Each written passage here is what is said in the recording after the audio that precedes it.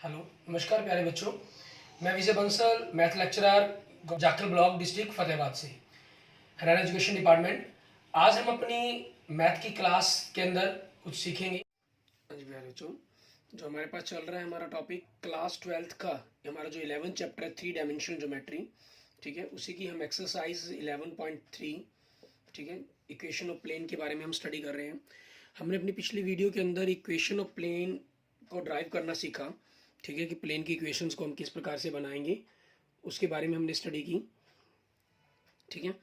अब उसी वीडियो के रिगार्डिंग एक स्टूडेंट का क्वेश्चन आया था कि 3 नॉन कोलिनियर पॉइंट्स लेने ही क्यों जरूरी हैं। सबसे पहले मैं उसी के बारे में बताता हूँ आपको, ठीक है। जैसे आप फिंगर में देख भी रहे हैं, क्वेश्चन नोट है कि why was it necessary to say that the 3 points had to be non collinear, कि नॉन कोलिनियर ही क्यों हो, ठीक है। यहाँ पर आंसर भी आपको मेंशन है बुक के अंदर आपकी, if the 3 points were on the same line then there will be many planes they will contain them. तो उसके अंदर काफ़ी सारे प्लेन हो सकते हैं। जैसे आपको दिखाई दे रहा है R S T plane points, 3 non collinear points आपके, ये नॉन कोलिनियर नहीं कोलिनियर पॉइंट्स हैं। तो हमें क्या है, इनसे एक बुक की तरह एक बुक बन रही है।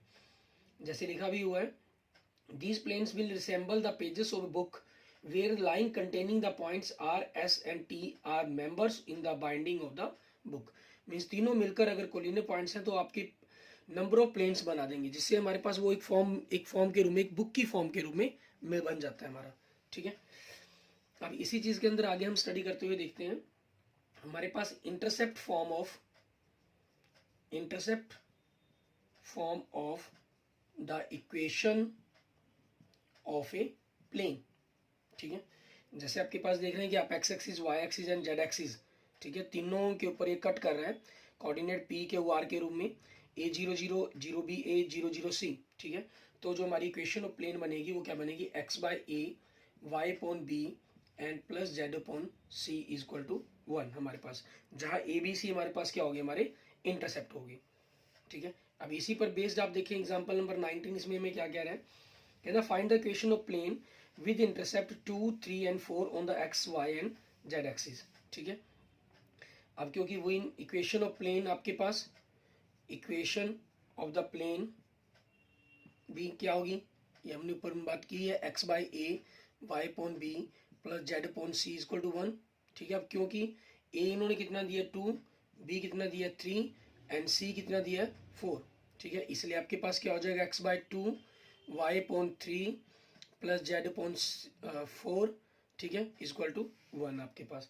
आप इसको एलसीएम लेकर लिखना चाहें तो एलसीएम लेकर लिख सकते हैं, अदरवाइज कोई ज़रूरी नहीं है, आप इसी फॉर्म में भी आंसर छोड़ सकते हैं। एलसीएम लेकर आपके पास 4, 3, 2 का एलसीएम 12 बनेगा, तो 12 से एक प्रकार से मल्टीप्लाई कर दें, 6x plus 4y plus 3z equal to 12, ठीक है। ये आपके पास आपके क्वेश्चन का आंसर बन जाएगा। क्लियर। ऐसे ही हम बात करते हैं हमारे पास नेक्स्ट आगे, plane passing through the intersection of two given planes. Means आप देख रहे हैं फिगर्स के अंदर आपके पास पाई 1 और पाई 2 दो प्लेन्स हैं, ठीक है, जो आपको गिवन है, ये आपस में इंटरसेक्ट कर रहे हैं हमारे पास, ठीक है, दो प्लेन्स, और एक तीसरा प्लेन्स उनके बीच में पाई 3 के रूप में, ठीक है, आपके पास उनके बीच में से क्रॉस कर रहा है, उनके इंटरसेक्शन पॉइंट में से, क्योंकि इंटरसेक्शन काफ़ी सारे पॉइंट्स बनेंगे, एक पॉइंट नहीं बनेंगे, ठीक है। मान लीजिए आपको कोई भी दो प्लेन दिए गए हैं, हम मान लेते हैं vector r dot vector n equal to d1, दूसरा वेक्टर आपके पास, ठीक है, सॉरी आर के साथ नहीं आएगा, वेक्टर आर क्योंकि जनरल पॉइंट होते हैं ना, n2, ठीक है, इक्वल टू d2। अगर आप दोनों को ऐड करना है तो वेक्टर आर हमारे पास डॉट प्रोडक्ट कॉमन हो जाता है, ये n1, ठीक है, plus lambda n2 equal to d1 plus lambda d2, ये हमारे पास उस थर्ड प्लेन की इक्वेशन बनेगी। इट मीन्स ये पाई बाय 3 की, जो गिवन दोनों प्लेन्स को इंटरसेक्ट कर रहा है, ठीक है। अगर मान लेते हैं हम इनको, ये आपको वेक्टर फॉर्म में दिए गए हैं, सॉरी कार्टेशियन फॉर्म के अंदर दिए गए हैं, a x plus b y plus c z plus d, ठीक है, आपके पास मान लेते हैं इक्वल टू 0, इनको मैं 1 के साथ लिख लेता हूँ, a1 वही c1, दूसरा a2x प्लस b2y, ठीक है, plus c2z plus d2 equal to 0। तो आपके पास प्लेन की जो पाई 3 प्लेन बनेगा उसमें क्या हो जाएगा, आपने पहला प्लेन लिखे ठीक है, प्लस लैम्डा टाइम्स दूसरा प्लेन, ठीक है, इसमें भी यही किया गया, लैम्डा टाइम्स दूसरा प्लेन किया गया, आर कॉमन निकालकर वही चीज़ ऐड की गई है, ठीक है, b2y plus c2z plus d2 equal to 0 आपके पास, ठीक है, और पासिंग पॉइंट दिया गया होगा कोई भी उस प्लेन का, ठीक है, जहाँ से मतलब कि उनका इंटरसेक्शन पॉइंट्स होगा, तो उसको हम एक्स वाई जेड, ठीक है, आपके पास इस प्लेन को, उस तीनों प्लेन को सेटिस्फाई करेगा, ठीक है, तो उसके अंदर एक्स वाई जेड की जगह वैल्यू पुट करके हम लैम्डा की वैल्यू निकाल सकते हैं, उस लैम्डा की वैल्यू को इसके अंदर पुट करके हमारे पास हमारी जो नई इक्वेशन बनेगी वो प्लेन की पाई 3 की प्लेन की इक्वेशन बन जाएगी हमारे पास। आपको पासिंग पॉइंट दिए गए या कुछ और कंडीशन दी गई, उसके अकॉर्डिंग हमने क्वेश्चन को सॉल्व करना है, ठीक है। जैसे देखिए आप इसके अंदर हमारे पास एग्जाम्पल नंबर 20, इसके अंदर हमें क्या कह रहा है वो देखते हैं हम। कहना find the vector equation of the plane passing through the intersections of the two planes, ठीक है, आपको दो प्लेन्स गिवन है, vector r dot i plus j plus k equal to 6 and vector r dot 2i plus 3j plus 4k equal to -5, ठीक है, and the intersection point आपके पास जो point given है आपको वो कितना है 1 1 1, ठीक है।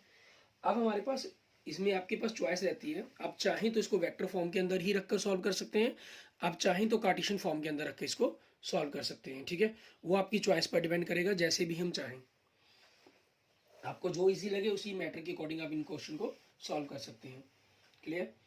अब हमारे पास ये हमारा n1 वेक्टर है, ये हमारा n2 वेक्टर है, ठीक है, और ये हमारा d1 डिस्टेंस है, ये हमारी d2 डिस्टेंस है, ठीक है।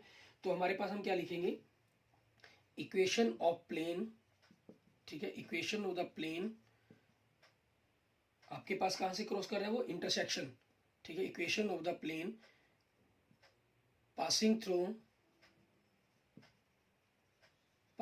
द पॉइंट 1 1 1 एंड, ठीक है, इंटरसेक्शन, ठीक है, and passing through the intersection of the given planes, ठीक है, इसलिए क्या बन जाएगा, वेक्टर आर आपके पास dot i plus j plus k plus lambda times 2i plus 3j plus 4k equal to 6 minus 5 lambda, ठीक है। अब क्योंकि इसका पासिंग पॉइंट ये है 1 1 1 1 है, तो हम क्या करेंगे वेक्टर आर की जगह, ठीक है, हम इसको 1 1 पुट कर देंगे, ठीक है, इसलिए आर की जगह आपके पास क्या आ जाएगा आई प्लस जे प्लस के, ठीक है, dot product i plus j plus k हमारे पास ये चीज़ हो जाएगी plus lambda times 2i plus 3j plus 4k, ये वैल्यूज हो जाएगी हमारी, ठीक है, and equal to 6 minus 5 lambda, क्योंकि, ठीक है, प्लेन पासिंग थ्रू आपकी मर्जी पॉइंट्स के फॉर्म में लिख दें, आपकी मर्जी इसको वेक्टर की फॉर्म में लिख दें, ठीक है, इनको इसके साथ डॉट किया तो 1 प्लस 1 प्लस 1, लैम्डा के साथ किया तो 2 plus 3 plus 4 equal to 6 minus 5 lambda, it mean solve करें अगर हम इसको तो 3 plus 9 lambda equal to 6 minus 5 lambda, तो 9 लैम्डा प्लस 5 लैम्डा इधर आके प्लस का हो जाएगा आपके पास, ठीक है, एंड 3 दूसरी राइट हैंड साइड में जाके माइनस का हो जाएगा, means 14 lambda equal to 3, so lambda equal to 3/14, ठीक है, ये आ जाएगा। अब मान लीजिए अगर आपके पास ये हमारी फर्स्ट इक्वेशन है जो हमें पता करनी थी, तो put the value of lambda in equation 1 and we get, आपके पास क्या आ जाएगा vector r dot i plus j plus k, ठीक है, प्लस 3/14, ठीक है, and 2i plus 3j plus 4k equal to 6 minus 5 into 3/14, ठीक है, ये वैल्यूज बन जाएगी हमारी।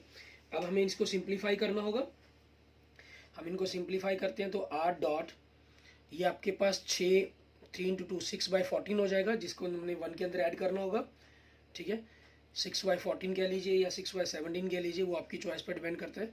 6/14 1 के अंदर ऐड करेंगे इट मीन्स क्या बन जाएगा 20/14 आई प्लस 9/14 इट मीन्स 1 जे के अंदर ऐड करेंगे तो 23/14 जी प्लस 3 4 12 के को हम 1 के अंदर ऐड करेंगे इट मीन्स 26/14 के आपके पास ये आ जाएगा इक्वल टू इनकी वैल्यू को हम एलसीएम लेकर सॉल्व करेंगे 14 ठीक है 14 6 जा हमारे पास 84 माइनस 15 ठीक है ये बन जाएगा आपके पास इट मीन्स आपका जो आंसर बनेगा वो क्या बन जाएगा वेक्टर आर डॉट 20/14 ये कट जाएंगे हमारे पास क्या बनेगा 10/7 आई ठीक है प्लस इसमें अगर आप इनको 14 को दूसरी तरफ से जैसे उधर भी दूसरी राइट साइड में 14 है आप उससे भी कैंसिल करना चाहें उससे भी कैंसिल कर सकते हैं ठीक है आपके पास दो मेथड बनते हैं एक तो आप 14 को इसी तरफ रखना चाहें सिर्फ इनको कैंसिल करके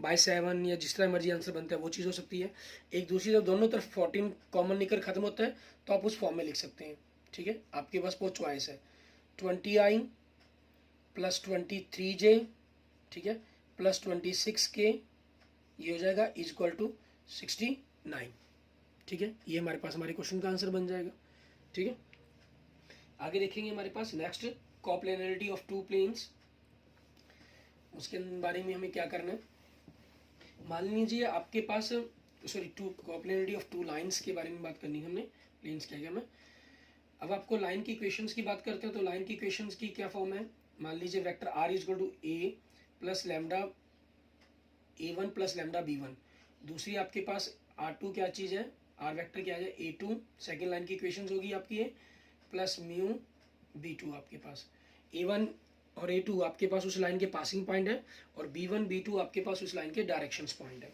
ठीक है और दो स्क्यू लाइंस के बीच की डिस्टेंस अगर हमें निकालनी होती थी तो उसके लिए डिस्टेंस निकालने के लिए हमने क्या फॉर्मूला था b1 वेक्टर और b2 वेक्टर की आप क्रॉस प्रोडक्ट करते हैं और उसको डॉट किया जाता है a2 माइनस a1 के डिफरेंस के साथ ठीक है अपॉन में हमारे पास b1 वेक्टर और b2 वेक्टर का मैग्नीट्यूड हम लिखते हैं अब क्योंकि आपके पास ये कोप्लेनरिटी है मीन्स दोनों की दोनों लाइंस आपके पास एक ही प्लेन है उस प्लेन के ऊपर ही लाई करती हैं प्लेन के ऊपर लाई करने का मीन्स क्या हुआ कि दोनों की दोनों लाइंस आपके पास स्क्यू लाइंस ना होकर ठीक है जनरल जैसे हम कहते हैं कि दो लाइंस है आपकी या तो जनरल इंटरसेक्टिंग होती हैं या पैरेलल होती हैं और जो स्क्यू लाइंस होती हैं वो ना इंटरसेक्टिंग होती है ना पैरेलल्स होती हैं ठीक है वो इस टाइप से 3 डायमेंशनल फॉर्म के अंदर होती हैं कि वो आपस में ना पैरेलल है ठीक है ना सेम डायरेक्शंस के अंदर है ना उनकी आपके कहीं आपके पास वो इंटरसेक्ट करेंगी कभी ठीक है तो उसी फॉर्म के अंदर हमारे पास यहाँ बनता है इट मीन्स जो डिस्टेंस है आपके पास एक ही लाइन के बीच में होने के कारण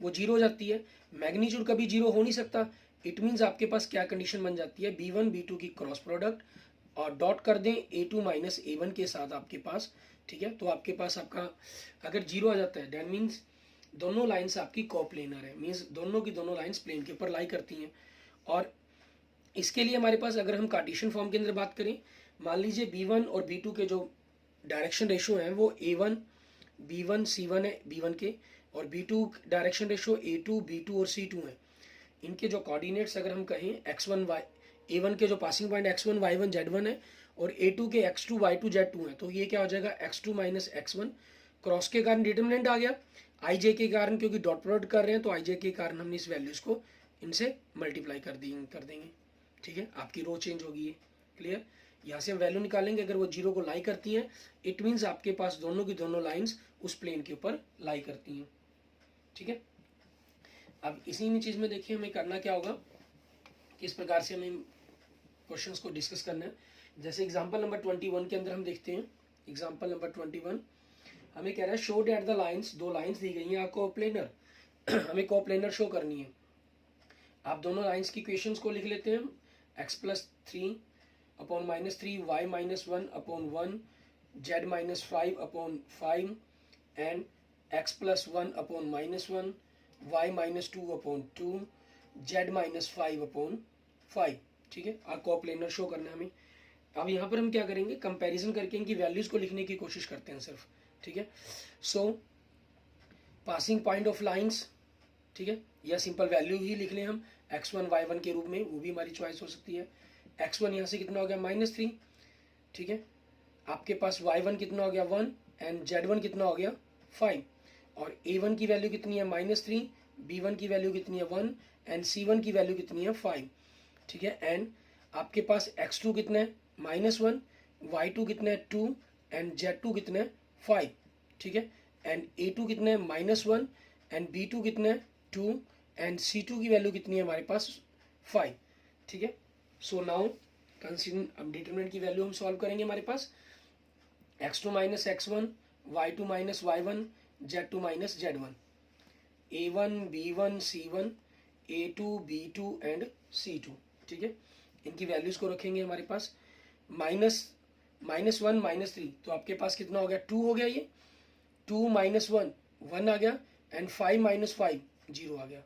a1 -3 1 5 और इसका -1 2 एंड 5, ये आपके पास वैल्यूज आ गई। अब हमें क्या करना है, इनको डिटरमिनेंट करना है। डिटरमिनेंट करने पर हम देखेंगे क्या वैल्यू बनती है हमारी। 0 ही बनेगी तभी कोप्लेनर शो होगा। मान लीजिए फर्स्ट रो की रिस्पेक्ट में ही डिटरमिनेंट निकाल रहे हैं। इस एलिमेंट को लिखा, रो कॉलम छोड़ी हमने। 5 -2 5 ज़ा 10, ठीक है। -1 के लिए लिखेंगे। इस रो इस कॉलम को हमने छोड़ा, -3 को 5 से मल्टीप्लाई किया -15, ठीक है। -1 को 5 से किया +5, +0 के लिए लिखेंगे। आपके पास इस रो कॉलम को छोड़ना होता है, वैसे ये 0 है तो ना भी लिखें, आप चाहे कैलकुलेशन करें तब भी कोई दिक्कत नहीं है। -6 -1 = 0, सॉरी 0 तो भी वैल्यू में शो करनी है ना। तो 5 - 10 आपके पास -5 हो गया। -5 को आपने 2 से मल्टीप्लाई किया, -10 आ गया। -15 + 5 -10 हो गया, +10 हो गया, +0 = ओवरऑल वैल्यू क्या होगी 0 होगी, ठीक है। सो इट मीन्स आपके पास therefore lines are coplanar, means दोनों की दोनों लाइन आपकी कोप्लेनर की प्लेनर है और एक ही प्लेन के ऊपर लाई करती है। क्लियर। आगे देखेंगे हमारे पास हमारा नेक्स्ट पॉइंट, उसके अंदर हमें क्या करना है। अगला पॉइंट आपके पास एंगल बिटवीन टू प्लेन्स का है। एंगल बिटवीन टू प्लेन से पहले हम क्या करते हैं, डिस्टेंस के बारे में बात करते हैं, ठीक है। एक पॉइंट से आपके पास प्लेन की डिस्टेंस को हम किस प्रकार से फाइंड आउट करेंगे उसके ऊपर हम डिस्कस करते हैं। Distance of a point from a plane, ठीक है। आपको कोई प्लेन की इक्वेशन दी गई है, मान लीजिए ax + by + cz + d = 0, ये हमें प्लेन की इक्वेशन दी गई है, ठीक है। और आपके पास x1 y1 और z1 पॉइंट से हमें डिस्टेंस निकालने के लिए कहा गया है, ठीक है। ये हमारे पास कोई हमारा प्लेन हो गया, क्लियर। और ये पॉइंट हो गया आपके पास x1 y1 एंड z1, जिससे हमें इसकी डिस्टेंस निकालने के लिए कहा गया, ठीक है। ये डिस्टेंस जो होगी शॉर्टर डिस्टेंस ही होगी, मीन्स परपेंडिकुलर ड्रॉ होगा। तो उसी चीज़ के अकॉर्डिंग आपके पास एक परपेंडिकुलर इसकी कैसे डिस्टेंस निकलती है, अगर हम ए बी सी के मैग्नीट्यूड से इनको डिवाइड कर दें डी को, तो अभी हमारे पास डिस्टेंस बनेगी। वही कंसेप्ट यहाँ पर किया गया, सिर्फ लिखने के स्टाइल को चेंज किया गया कि जो डिस्टेंस है आपके पास, ठीक है, वो क्या हो जाएगी, आप इस एक्स वाई जेड की जगह इस पॉइंट को पुट कर दें, ax1 + by1 + cz1, ठीक है, प्लस डी अपॉन का मैग्नीट्यूड अपॉन में इस ए बी सी के मैग्नीट्यूड, ए की पावर 2 + बी की पावर 2 + सी की पावर 2, ठीक है। ये आपके पास यूज होगा। अब इसके अंदर हम देखें, इसी पर बेस्ड हमारे पास, जैसे मैंने हमको कहा था, हमने एंगल बिटवीन टू प्लेन्स वाला कंसेप्ट छोड़कर हम अगला कंसेप्ट कर रहे हैं। तो इसमें क्या हो गया हमारे पास, एग्जांपल नंबर 24 हो गया, कहना find the distance of a point, ठीक है। पॉइंट आपको दे रहा है ये 2 5 -3, ठीक है। And equation of plane, equation of the plane वो हमें क्या गिवन कर रहे हैं, vector r dot 6i -3j + 2k = 4 हमारे पास ही हो जाएगा। वेक्टर फॉर्म के अंदर है तो आपके पास r की जगह आप इसको रख देंगे, अपॉन में हमें इसका जो मैग्नीट्यूड है इससे डिवाइड करना है, ठीक है। ये आप सिंपल ही मतलब कि हमारे पास मेथड हम क्या कर सकते हैं, आप हमेशा इजी जो रहता है कार्टेशियन फॉर्म के अंदर चेंज कर लें, ठीक है। ट्रांसफॉर्मिंग इनटू कार्टेशियन फॉर्म, ठीक है। कार्टेशियन फॉर्म के अंदर हम जब चेंज करते हैं तो ये क्या बन जाता है हमारे पास, 6x - 3y + 2z = 4। इस 4 को हम इस तरफ ले आएंगे, 6x - 3y + 2z - 4 = 0, ठीक है। So distance of given plane, distance of given plane from the point 2 5 - 3, ठीक है। आपके पास क्या बनेगी ये, आप एक्स वाई जेड की जगह इसको पुट कर देंगे 6 × 2 -3 × 5 +2 × -3, ठीक है, -4 अपॉन में इनका मैग्नीट्यूड मीन 6 की पावर 2 प्लस -3 की पावर 2 प्लस 2 की पावर 2 आपके पास। तो देखें 12 -15 -6 -4 अपॉन अंडर रूट के अंदर 36 + 9 + 4। इट मीन्स वैल्यू क्या बन जाएगी आपके पास, 12 -15 -3 हो गया, -3 -6 -9 हो जाएगा, -13 -4 -13 हो गया, अपॉन में 147 बनेगा, उसका 7 आ जाएगा, और मैग्नीट्यूड से डिस्टेंस आपकी पॉजिटिव बन के बाहर निकलती है तो 13/7 यूनिट्स। ठीक है, ये आपके पास डिस्टेंस होगी। क्लियर। आगे देखते हैं हम हमारे पास एंगल के कंसेप्ट के बारे में। ठीक है, उसको हमें किस प्रकार से करना होगा उसके बारे में देखेंगे। नेक्स्ट हमारे पास एंगल बिटवीन टू प्लेन्स। अब यहाँ पर हम angle between two planes and two lines देखेंगे। जैसे आपके यहाँ फिगर्स में शो है कि हमारे पास अगर दो प्लेन्स आपस में इंटरसेक्ट करते हैं, ठीक है, तो उनके बीच में बनने वाला एंगल हो जाएगा आपके पास। ठीक है, मान लीजिए आपको अगर कोई दो प्लेन गिवन है, vector r into vector n1 is equal to d1 distance, vector r into n2 is equal to d2 distance. ठीक है, तो एंगल जैसे हमारे पास लाइन से बीच में निकालते हैं वही सेम फॉर्मूला यहाँ पर चलता है हमारे पास। n1 और n2 वेक्टर की डॉट प्रोडक्ट हमारे पास अपॉन में n1 वेक्टर का मैग्नीट्यूड एंड n2 वेक्टर का मैग्नीट्यूड। ठीक है, ये हमारे पास हो जाएगा। क्लियर। और इसी चीज़ का हमने यूज़ करना है। अगर हम कार्टेशियन फॉर्म के अंदर बात करें, जैसे a1x + b1y + c1z + d1 equal to 0 पहले प्लेन की इक्वेशन होगी, a2x + b2y + c2z, ठीक है, प्लस d2 इक्वल टू दूसरे प्लेन की इक्वेशन होगी। तो एंगल के रूप में क्या बन जाएगा, a1 a2 + b1 b2, ठीक है, प्लस c1 c2 अपॉन में इनके मैग्नीट्यूड की जब बात की गई है तो a1 की पावर 2 प्लस b1 की पावर 2 प्लस c1 की पावर 2 एंड अंडर रूट के अंदर a2 की पावर 2 प्लस b2 की पावर 2 प्लस c2 की पावर 2। ठीक है, ये हमारे पास आ जाएगा। क्लियर। अब इसी पर बेस्ड हमारे पास देखें एग्जांपल नंबर 22। इसको हमें कैसे करना है, जो एंगल्स के कंसेप्ट हैं सेशन 2020-21 के अंदर कोरोना काल में हमारे पास सिलेबस के अंदर रिलेटेड है। ठीक है, और बाकी कंपटीशन एग्जाम्स के लिए इम्पॉर्टेंट टॉपिक है ये, इसलिए इनको करना सीखना हमारे लिए ज़्यादा ज़रूरी है।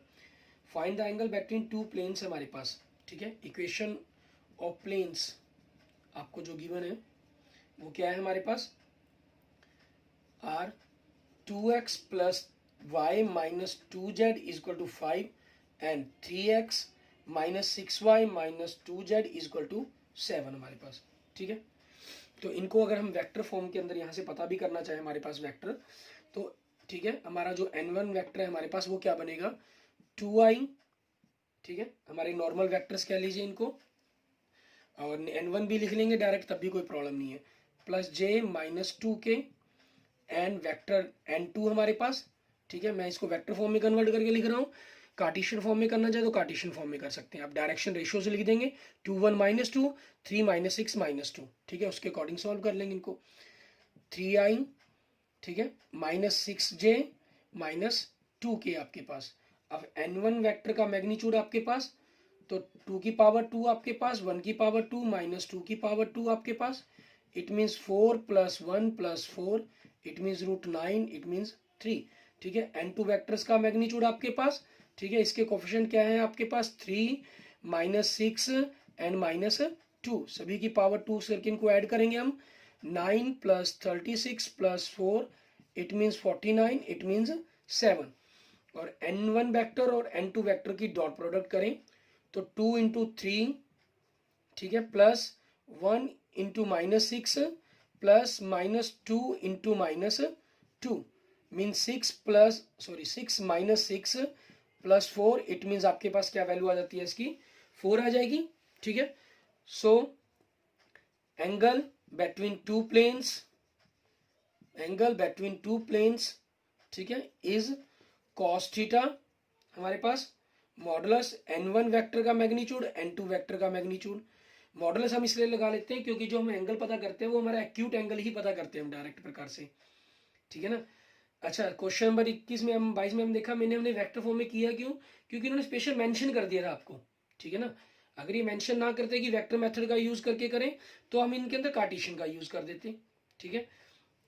अब n1 वेक्टर का मैग्नीट्यूड और n2 वेक्टर का मैग्नीट्यूड आपके पास, इनका डॉट प्रोडक्ट 4 बनी है, इसकी मैग्नीट्यूड 3 और 7, इट मीन्स 4/21। सो आपके पास एंगल थीटा क्या हो गया, कोस इनवर्स 4/21, ठीक है। ये आपके पास आपके क्वेश्चन का आंसर बन जाएगा। क्लियर। ऐसे ही देखिए हमारे पास हमारा नेक्स्ट एग्जांपल नंबर 23, उसके अंदर हमें क्या करना होगा, उसमें भी सेम आपके पास ऐसे ही इक्वेशन दी गई है, लेकिन इसमें देखिए आपको स्पेशल मेंशन नहीं किया इन्होंने। जैसे 22 के अंदर मेंशन कर दिया स्पेशल आपको कि वेक्टर मेथड का यूज करें, इसके अंदर ऐसा कुछ नहीं कहा गया। तो हम अपनी चॉइस से हम वेक्टर मेथड से भी कर सकते हैं और कार्टेशियन मेथड से भी कर सकते हैं, ठीक है। इक्वेशन ऑफ प्लेन्स आर, क्या दे रहा है हमें, 3x - 6y + 2z = 7 and 2x + 2y - 2z = 5, ठीक है। So direction ratio of planes are, ठीक है, क्या हो जाएंगे, 3 - 6 2 एंड 2 2 - 2, ठीक है। ये चीज हो जाएगी हमारे पास। So angle cos theta, even capital में लिखने स्मॉल में लिखने इसमें कोई प्रॉब्लम नहीं है, नहीं भी लिखना चाहिए आप फॉर्मूला, डायरेक्ट कैलकुलेशंस भी कर सकते हैं, ठीक है। जैसे 3 आपके पास 3 × 2 प्लस -6 × 2 प्लस 2 × -2 अपॉन में इनका मैग्नीट्यूड लिखेंगे, 3 की पावर 2 प्लस -6 की पावर 2 प्लस 2 की पावर 2, और इसमें 2 की पावर 2 प्लस 2 की पावर 2 माइनस 2 की पावर 2, ठीक है। ये चीज़ आ जाएगी आपके पास। अब इनकी मल्टीप्लाई करें हम, हमारे पास देखें 6 - 12 - 4 अपॉन आपके पास ये √49 बनेगा, ठीक है। और ये 4 + 4 + 4 12 बनेगा। इसमें 6 में से -12 हमने किया, -6 - 4 -10 हो जाएगा, ठीक है। अपॉन में 7 और ये 2√3 बनेगा हमारे पास। इसको अगर हम इसे काट देंगे तो 5 हो जाएगा, पॉजिटिव बनकर वैल्यू बाहर निकलेगी, कॉस थीटा हमारे पास क्या हो जाएगा, 5/7√3। आप इसको रेशनलाइजेशन कर देंगे तो 5√3/21 बन जाएगी आपके पास वैल्यू, ठीक है। नहीं करेंगे तो आप इसी फॉर्म में भी छोड़ सकते हैं। थीटा हमारे पास इट मीन्स क्या हो गया, कोस इनवर्स 5√3/21, ठीक है। ये आपके पास आपके क्वेश्चन का आंसर बन जाएगा। क्लियर, ठीक है। ये हमारे पास हमने एंगल बिटवीन टू प्लेन्स हो गया। अच्छा, कई बार हमें क्या आता है कि angle between plane and a line आ जाता है, ठीक है। तब हमें किस प्रकार से करना होगा, सेम टेक्निक सेम फॉर्मूला सब कुछ चलेगा, ठीक है। सिर्फ थोड़ी सी फर्क डिफरेंस उसके अंदर हमारे पास क्या आएगा, उनके बारे में हम बात करते हैं यहाँ पर। अब इसमें क्या होगा, जैसे मान लीजिए आपके पास कोई प्लेन है, ठीक है, और ये लाइन है जिसके साथ हमें एंगल निकालने के लिए कहा गया है, ठीक है। इस वैल्यू को हमें पता करना है। अब क्योंकि इस प्लेन का एक नॉर्मल होगा, ठीक है, और वो नॉर्मल के साथ, जो लाइन का नॉर्मल के साथ ही एंगल की वैल्यू निकलती है हमारे पास, ठीक है। प्लेन के साथ ना निकल कर वो वैल्यू हमेशा किसका निकलती है, आपके पास नॉर्मल के साथ, क्योंकि टू लाइंस के बीच में हमारे पास जो अभी तक हम जानते हैं, दो लाइंस के बीच का या दो प्लेन्स के बीच का मेथड जानते हैं, ठीक है। तो हम इस थीटा को नॉर्मल और लाइन के बीच का हमारे पास, ये हमारी नॉर्मल हो गया, ठीक है, और ये हमारी लाइन होगी, उनके बीच को एंगल को अगर हम 90 मान लें तो ये हमारे पास क्या हो जाएगा, 90 - थीटा हो जाएगा, ठीक है। अगर आपके पास प्लेन की जो इक्वेशन है, ठीक है, वो हमें दी गई है, vector r dot vector n = d, और जो लाइन की इक्वेशन है वो हमें दी गई है, vector r = vector a + lambda vector b, ठीक है। b आपके पास लाइन का डायरेक्शन वेक्टर हो गया और n आपके पास प्लेन का डायरेक्शन वेक्टर हो गया, ठीक है। तो इन दोनों के साथ ही हमें डॉट प्रोडक्ट करनी होगी, कॉस थीटा करना होगा, ठीक है। और कॉस थीटा आपके पास करने के लिए हमें क्या करना होगा, क्योंकि हमें पहुंचना तो एक्चुअल में यहाँ तक है, तो आपका जो एंगल है यहाँ पर कॉस की जगह हमारे पास साइन रिलेशन चला जाता है दोनों के बीच में, ठीक है।